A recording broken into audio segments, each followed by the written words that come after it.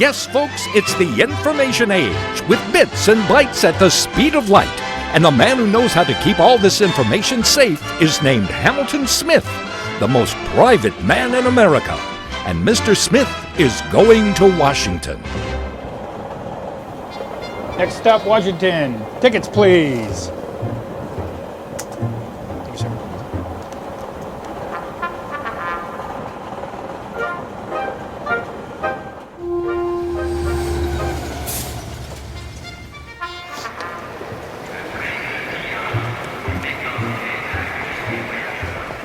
Mr. Smith! Yeah, Kyle Bartram, Washington Bugle. Sir, what's the most private man in the country doing on such a public mission? Well, I guess I'm not as private as people think. But isn't it true you're one of the top privacy experts in the world? If I were, I'd keep that to myself, wouldn't I? Well, can you tell my readers what government agency she'll be visiting? Now, does that sound like the kind of thing the world's most private man would just blab to a reporter?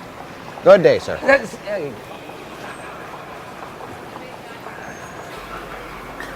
Mr. Smith?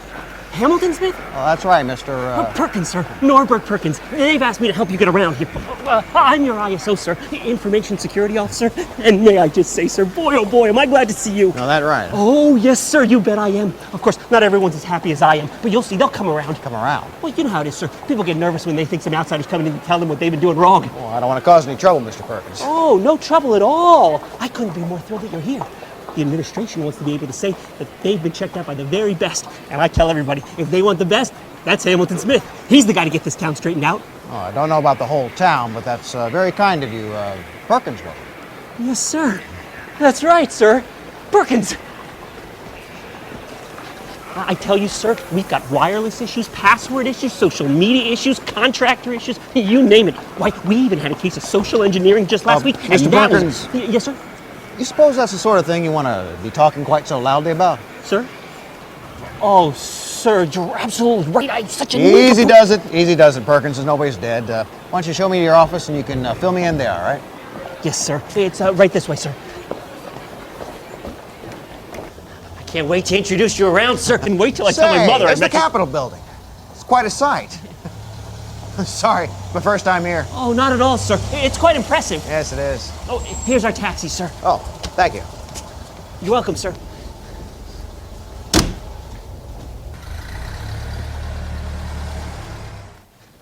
Say, when's this Smith guy supposed to get here anyway? Sometime later today. I can't wait to meet him. Me neither. I even wore my favorite shirt to impress him. Oh, for heaven's sake. It happened again. Oh, this stupid thing just keeps turning off and then back on again 10 times a day. And then when it comes back on, my database is all screwy and I gotta spend an hour just to get it back the way it's supposed to be. Well, Perkins reported it. He said the IT guys are making calls. What I don't get is, how can a guy be famous for being private? Doesn't that sound kind of nutso? He's not a hermit. He's just an expert on privacy. The government wants to be able to say, we called in the very best there is. And he says we're doing it right. You don't mind doing things right, do you, Fenster? What do you want from me? I wouldn't mind if you finished that list of transfers for me to process. Hey, it's practically done. All I need is that social security number for Evans. I left you a note. Charles Evans? Mm-hmm. Yeah, I can give you that. It's 22907. Everybody, he's here. Meet Hamilton Smith. Don't let me interrupt you, folks. I figure we can get to know each other soon enough. First, let me say that I'm very happy to be here.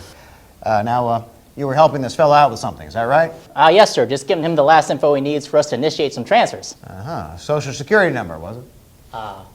Yes, sir, but... You were just calling out a social security number? Come on, Perkins, it's just one number. This list has over 200 people on it. I think what Mr. Finster's point is, Mr. Smith, is we don't normally just announce that sort of thing. Forget not normally. How about not ever? A social security number is PII, Mr. Porter. Personally identifiable information. I know, but... But nothing. That's exactly the kind of information we're supposed to do everything in our power to protect. Now, Mr. Perkins, I like your spirit, but let's give the gentleman the benefit of the doubt. I don't think Mr. Fenster. Fenster or Mr. Porter. Thank you. I don't think Mr. Fenster and Mr. Porter meant any real harm, did you, fellas? Of course not. Now, there you see. But... Now, it is true that this, what do you call it, this PII. Oh, personally identifiable information, sir. Right, personal information. That's something we know we can't be sloppy with. Social security numbers, telephone numbers, medical information. We have to protect that as fiercely as we know how. Folks have a right to expect it of us, and it's also the law. And I'm sure that this office has a lot of good rules on how to handle that information. Am I right? Oh, yes, sir. We're very meticulous. So, Mr. Porter, you were saying you don't normally do that sort of thing. Is that correct? Yes, sir. So, is there anything you're supposed to do if it does happen? Well, it might technically be called an incident. Oh, for the love of... All right, Mr. Fenster, just hang on a second. Now, what's this about an incident? Well, whenever there's an incident, or whatever we think there could have been, we go to our ISO. And that's Mr. Perkins, right? That's right, sir. Yes, sir. Or we could go to our privacy officer. Well, now, how do you know which one to go to? Usually the ISO deals with systems, computers, and so on, and the PO deals with cases where actual information may have gotten compromised. Like a social security number. That's right. So? As soon as we're done here, I'll sit down and create an incident report. Great. Something troubling you, Mr. Fenster? Yeah, that's the way the whole country imagines the government. Nothing but endless reports and piles of paperwork. Well, say now, this isn't just paperwork. Now, I understand what you're saying, Mr. Fenster, but it seems to me that any time you think you may have accidentally revealed some sensitive information, you not only expose an innocent person to dangers like identity theft, you expose all you fellas in this whole office to all kinds of criminal and civil penalties. Protecting this stuff isn't just our ethical duty, it's our legal duty, too. Filing that report helps keep everyone safe, Mr. Fenster. Think of it that way, all right? All right. Now, Mr. Perkins, you said I had an office around here somewhere. Oh, yes, sir. Yes, sir. Right this way, sir. Nice meeting you, folks. Oh, for the love of... This is getting ridiculous. It happened to you? Yes, it flickered and then shut down and restarted. And now everything's all reformatted and goofy looking. Well, they're working on it. Hi, everyone. Oh, hello, sir. Is your office all right, Mr. Smith? Is your computer working properly? Oh, it's fine, it's fine. Turned it on, and the first thing I saw was this department's Facebook page. Oh, well, that shouldn't be on your homepage. We'll get that taken care of right away, sir. Oh, it's fine, it's fine. I did have a question, though. You folks know about that photo album, A Day at the Office? Sure. Porter took a lot of those photos himself. Oh, did you really? That's fine work there, Porter. I was wondering about one picture in particular, the one of the older gentleman making changes to his account with us. Oh, sure, that's Mr. Murdoch. Jeffrey Murdoch. Right, didn't he move to Coral Gables, I think? Yeah, sure. The poor guy's wife passed on. Oh, I must say I'm impressed with everybody's memory. That happened several months ago. Of course, I know all that because all that information is in the caption to the photo. Oh, that is far too much PII. I didn't really think about that. You were probably thinking about all the other rules we have to follow when we use those sites. Kind of complicated, are they? Ooh. Oh, our social media presence is only to be used for official business, and we have to get approval from a supervisor before we can log on from any of our work computers. Oh, and it's against policy for us to log on to any of our personal pages from work. The only approved use is for agency business. Oh, and of course, it's also against policy for us to include any unauthorized PII in our content. I'm taking care of that right now, changing the caption. I assume you also have rules regarding copyrights and organizations' trademarks and so forth? Oh yes, we don't post any copyrighted material or use anything like that without written authorization and permission from the owner. Away from work, social media can be a lot of fun, but during business hours, it is a tool for the work we do only, a way to be accessible to our constituents. Well, that sounds just fine. Now, speaking of another concern with the word social in the label, I was reading a recent report by Mr. Perkins about an incident of attempted social engineering. Is that right? Oh, yes, sir. That happened to me just last week. And I filed the incident report right away. Well, I'm sure you did, Mr. Porter. That sounds good. But I was wondering if you could tell everyone what happened. I'm sure it's something we could all learn from. Okay, sure. I was right here at my desk, and then the phone rang. I answered the phone, and at the other end is this fellow who seemed really upset. Porter, listen, I'm in a real jam, and I'm hoping that someone in your office can help me out. I have to do all I can for you, Mr. Jones. Mr. Jones, what's the problem? Listen, I'm calling from the field office in, Topeka, Kansas, and for some reason I'm totally locked out of the network here. All of us are. We're going crazy and our ISO is in a meeting until 3. I was hoping I could get someone at your office to check on something. Happy to try. Well, the thing is, our beta servers are dealing with a lot of unusual traffic, and almost all of our binary hex addresses are getting used up with the temp files from that, and it's leaving us high and dry. Now, if I could just get your password, just long enough for me to check whether it's just us that's locked out or whether it's the whole network that's totally frozen. You can stay online with me while I use it. I'll even help you change your password to something else when we're done to make sure you're secure. He asked for your password just like that? Yes, sir. Of course, it wouldn't make much sense for Topeka to call Washington. It'd make more sense for them to call their own regional offices first. Well, that's true. And it seemed to me that a lot of the jargon he was throwing around was just a bunch of malarkey. And why would I let him make a password for me? It just didn't feel right. And I know passwords are like gold around here, so I slowed way down. That sounds like a pretty raw deal you have down there in Topeka, Mr. Jones. I'll tell you what.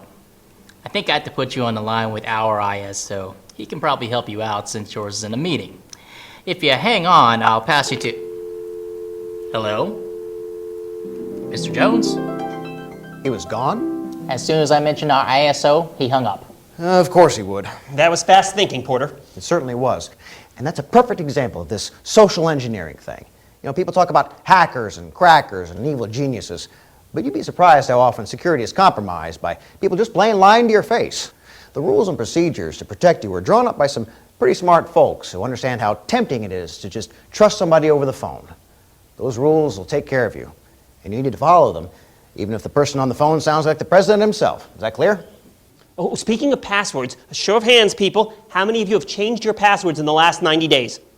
Oh, now come on, folks, you know the regulations every 90 days. But the passwords we have to use are so complicated, it takes me 90 days just to learn it. And then I gotta go back and make a brand new one? Sheesh. Fenster has a point. The passwords we make are pretty crazy. They have to have at least 8 characters. Right. They have to have a mix of letters, numbers, and special characters. And the letters can be a mix of upper and lower case. Passwords are case sensitive. Exactly, they do that so you'll create something that's unbreakable. That's true. Regular words, even names, can be cracked by brute force in just a few seconds nowadays. But then what's the point in changing the password every 90 days if the one we already have is unbreakable? Well, let me ask you a question, Mr. Fenster. You drive a car? Sure do. Brand new 4-door. It's a beauty, too. You take good care of it. You bet I do. Change the oil? Every 3,000 miles, like clockwork. Even when it's not broken? Changing passwords helps keep everyone safe, just like changing the oil in your car. Fair point. I get you. Okay, keep up the good work, everybody. Oh, sir. Hey, Fenster, since you're so mechanical and all, you mind if I bring my car around for an oil change? Oh yeah, mine needs a wax job. Can you take care of that too? Take a long walk off a short pier, the both of you.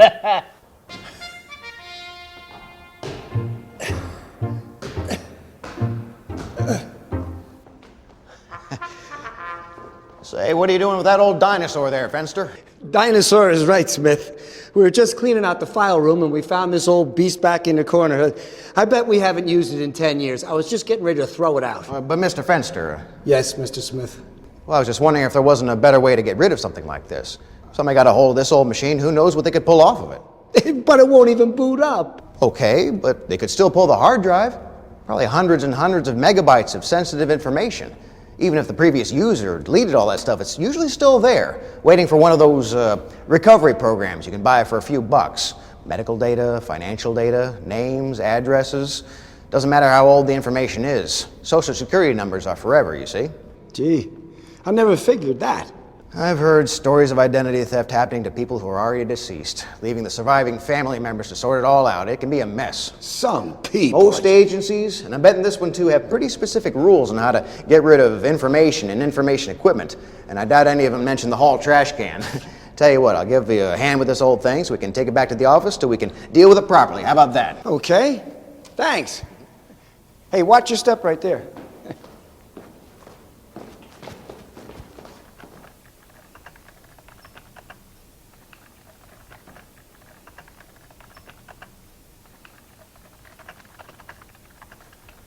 Say, Miss Dulcie, who's our friend over there? Oh, he's one of the contractors in this week to work on systems maintenance for us. Hopefully they can figure out what's been going on with all this off-again, on-again business. Would you excuse me for a moment, Mr. Smith? This is Miss Dulcie. What can I do for you? Oh, yes, sir. Of course, I understand. Yes, I see. Oh, well, I'd like to do my best for you, sir, but I'm not certain how quickly I can pull that together. Well, would you mind telling me what you'd be using this information for? Is it for another physician or, no, sir, I understand. I was simply asking, so, fudge. Oh, I'm sorry, sir, our system just went down. It's been happening all day. It should be back on again in a minute or two. Can I give you a call back? Yes, can I get your number? Yes. Oh, thank you so much. Oh, that is the first time all week I have been happy about this stupid bug. I think it helped you dodge a bullet there. Oh, he wasn't that bad. No, you don't understand. That fellow was asking for his personal records, isn't that right? Oh, yeah, he wanted the entire record. I mean, everything. And, it's not so easy to pull all that together. And you and I both know he probably didn't need the whole kit and caboodle. I was just trying to find out what he really wanted, just to save everybody a lot of headache. Well, I understand what you're saying, I do, but listen, we don't get to make those decisions for other people. That fellow can have whatever part of his record he asks for with no complaints and no arguments. If he wants the whole thing, we can give it to him. Oh, that's true for pretty much every government agency. Like at Veterans Affairs, for example, they spell it out. Every veteran has a right to a full copy of their information. Every veteran can request corrections to their information or have a statement of disagreement placed in his or her file. Oh, plus, every veteran can request a list of disclosures made to anyone outside of VA who requested information provided by VA. Right. If they ask for their own information, we give it to them, as long as they show proof of identity.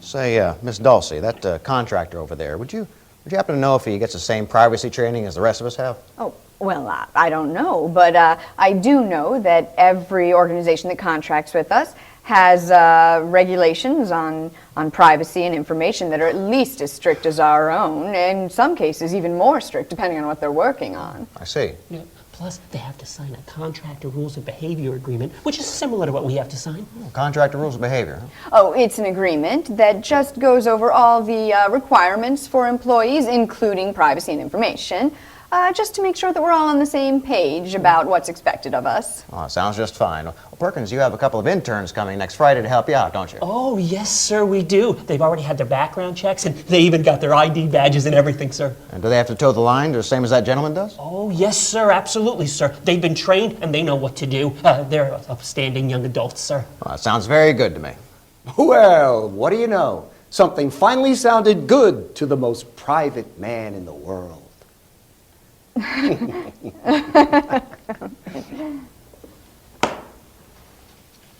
Well, look at all this. You going somewhere, Fenster? Yep.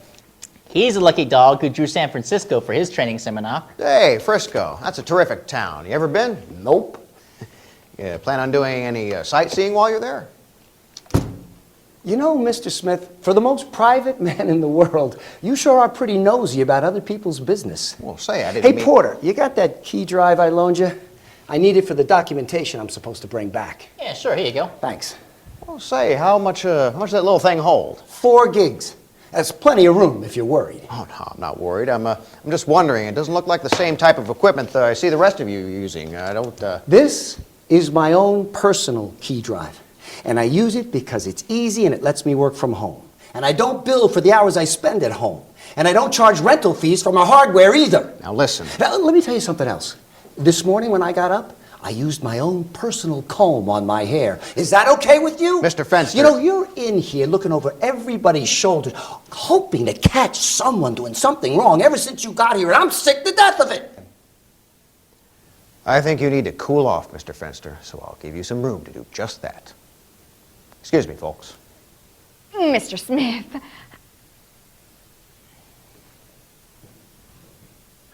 What?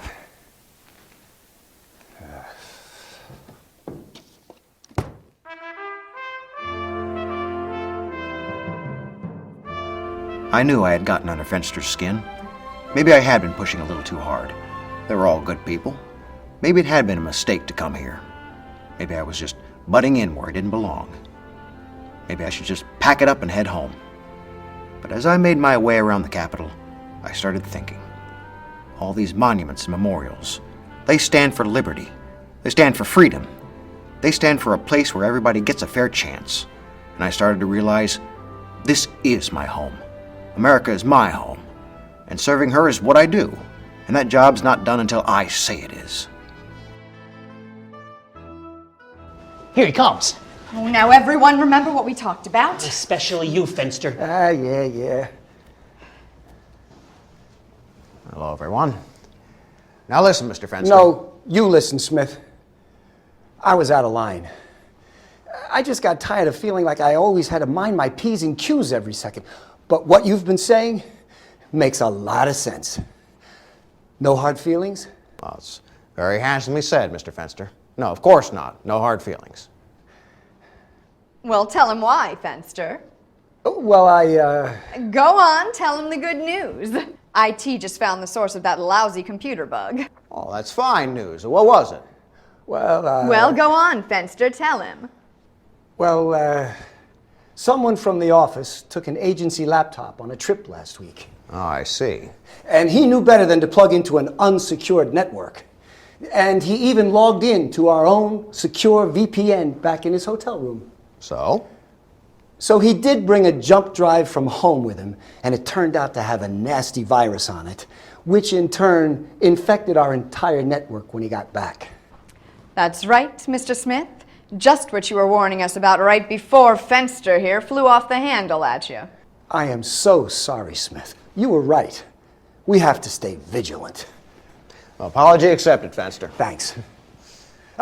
We were just all going over the rules of the road for traveling with a laptop. So, you want to tell us what you think? Well, I'd be happy to. Okay. Oh, well, like we were saying, no doing any work on unauthorized computers or personal hardware, including jump drives. Right, and you only get online through the VPN. That's good. It's very good. You know, Fenster's right. We all work at home, and it sure would be convenient to just plug in our own stuff whenever we needed to, but most people probably don't maintain their home systems at the same level of security we use. Well, that's true, sir. Every unsecured network, every unauthorized piece of equipment is like leaving your door unlocked. You never can tell what might come through, and once it gets in, who knows what might happen. It's like coming to work with the flu. That's right. They don't call them computer viruses for nothing. Oh, if I may, sir, it's more than just viruses now. That's why we say malware. It's viruses, yes, but it's more than that. Your email contains all kinds of spam with fake links to different sites that are either phishing for your own PII or else they're, trying to create malware in your system. Keyloggers, Trojan horses, even zombie remailers. There's a lot of scary stuff out there, sir. Well, looks like my work is just about done. Seems to me you're all in great shape, and that's what my report will say. It's been a pleasure meeting all of you. Where do you think you'll go next, sir? Well, I'm afraid I just can't say. What do you think you'll be doing there? Well, that is on a need-to-know basis, Mr. Porter. Well, do you know how long you'll be staying? Well, Miss Dulcie, I'm the world's most private man. Nobody ever knows how long I'll be staying anywhere. So you may be back to see us again.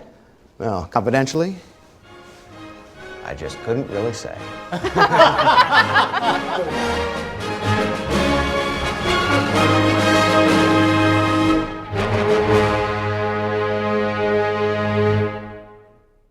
This is Hamilton Smith. Every agency has its own special needs and considerations when it comes to information and privacy practices. Here are some important things to keep in mind at VA.